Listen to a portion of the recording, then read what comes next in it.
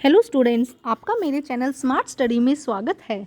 Students, आज हम शिक्षा निदेशालय की तरफ से दी जाने वाली कार्यपत्रक नंबर 39 करेंगे, जो कि क्लास 8 की है और विषय है गणित। ये वर्कशीट 25 फरवरी 2021 की है।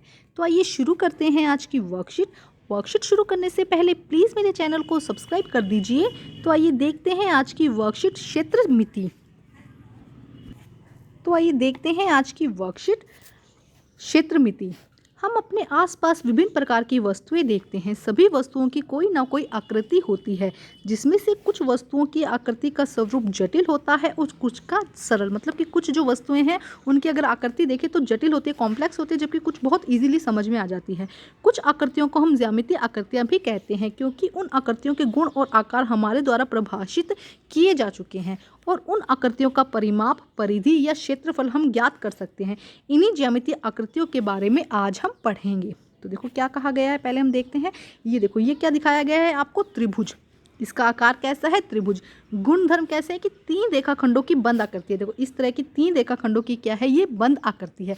अब परिमाप की बात करते हैं तो परिमाप बेटा क्या होता है कि जब भी उसकी दीवारों की, मान लो कोई भी आपको कोई भी चीज़ दी गई तो उसकी जितनी भुजाएं हैं, है ना, दीवार या भुजा, उनका योग हम क्या कहते हैं, परिमाप। और उसके अंदर जितना एरिया है, देखो यहाँ से समझते हैं पहले परिमाप और क्षेत्रफल क्या होता है। जैसे कि ये एक आकृति है, तो यहाँ से लेके ये वाला और ये वाला और ये तीनों जो भुजाएं हैं ना, इनके योग को हम क्या कहते हैं, परिमाप। और जबकि हम क्षेत्रफल की बात करते हैं, जो इसके अंदर का जो एरिया होता है, ये जो एरिया है ये क्या है, इसका क्षेत्रफल है।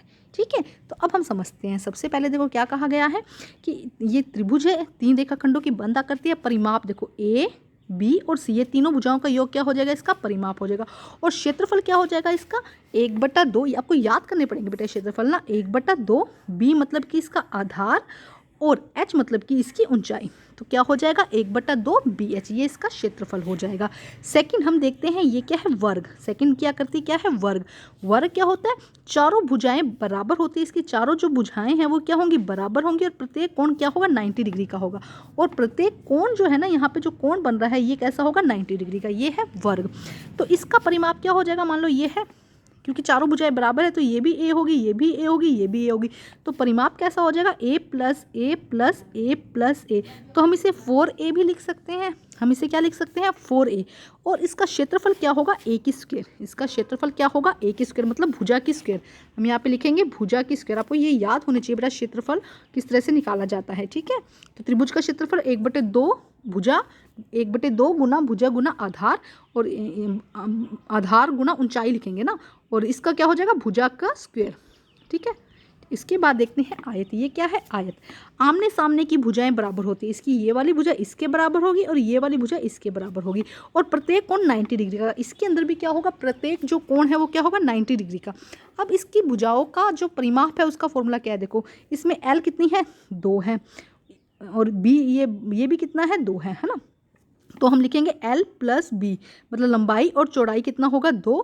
तो यहाँ पे हम लिख देंगे 2 से गुना कर दो इसकी लंबाई और चौड़ाई को। अब इसका क्षेत्रफल का फॉर्मूला क्या है, गुना लंबाई गुना चौड़ाई। इसका क्षेत्रफल का फॉर्मूला क्या है, LBH क्या होता है, LB क्या होता है, लंबाई गुना चौड़ाई।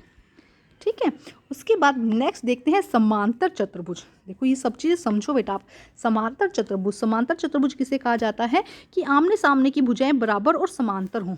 कि आमने सामने की, जैसे कि ये भुजाएं क्या हो, बराबर हो, और ये जैसे ये एक दूसरे के बराबर और समांतर हो। 90 डिग्री का कोण होना यहाँ पर ज़रूरी नहीं है। ठीक है, आमने सामने की भुजाएं क्या होनी चाहिए, बराबर होनी चाहिए और समांतर होनी चाहिए। इसका भी जो फॉर्मूला है या परिमाप है क्या होगा, ये वाली भुजा इसके बराबर है, ये वाली भुजा इसके बराबर है, तो 2 गुना AB, मतलब कि लंबाई गुना चौड़ाई। 2 गुना लंबाई गुना चौड़ाई। और इसका फॉर्मूला क्या हो जाएगा, वही फॉर्मूला हो जाएगा B गुना H, मतलब कि लंबाई गुना चौड़ाई इसका क्षेत्रफल हो जाएगा। अब हम करते हैं नेक्स्ट। देखो नेक्स्ट क्या कहा गया है, ध्यान से समझेंगे बेटा, एक सेकंड, देखो ध्यान से समझ के आपको करना है। नेक्स्ट है समचतुर्भुज। नेक्स्ट क्या है, समचतुर्भुज। चारों भुजाएं बराबर, विकर्ण एक दूसरे के लंब समद्विभाजक।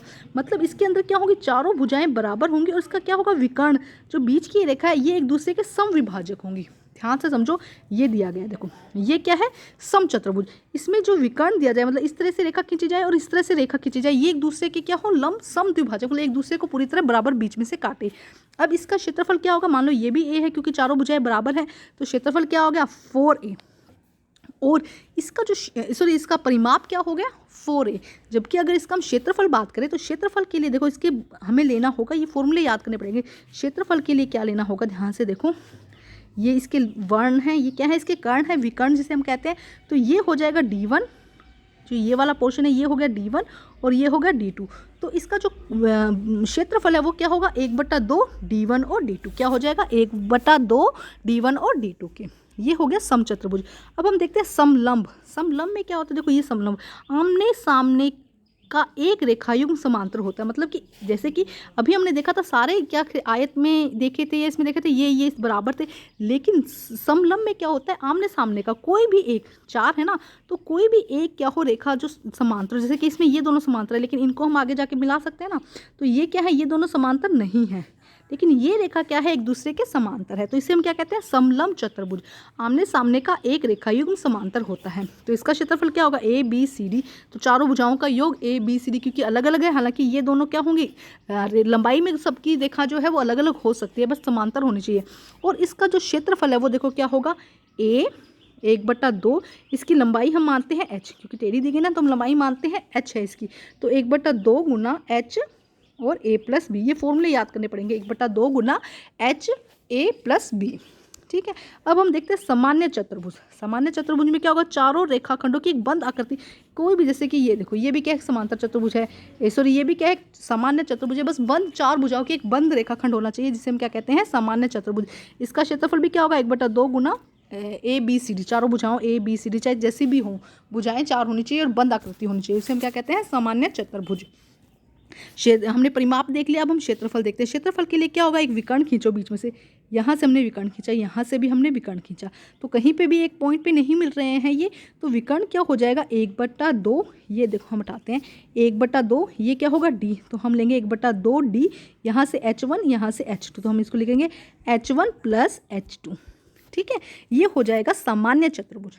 अब हम देखते हैं व्रत। व्रत देखो, गोला जिसे कहते हैं ना उसे व्रत कहते हैं। एक निश्चित बिंदु से समान दूरी पर स्थित बिंदुओं का बिंदुपथ, मतलब कि यहाँ से लेके ये सारी दूरियां जो है समान है, इसे हम क्या कहेंगे, व्रत कहते हैं। और इसका जो परिमाप है वो क्या होता है, 2πr। इसका परिमाप क्या होता है, 2πr, याद करना पड़ेगा बेटा। और इसका जो क्षेत्रफल है वो क्या होता है, πr²। इसका जो क्षेत्रफल है वो πr²। पाई की वैल्यू यहाँ पे 22/7 होती है, वो भी आप आगे की क्लासेस में देखेंगे। तो बेटा आज की जो वर्कशीट है सिर्फ समझने वाली थी, वर्कशीट कंप्लीट करके अपने टीचर से चेक करवाइए और प्लीज़ मेरे चैनल को लाइक कीजिए, सब्सक्राइब कीजिए और शेयर कीजिए। Thank you students.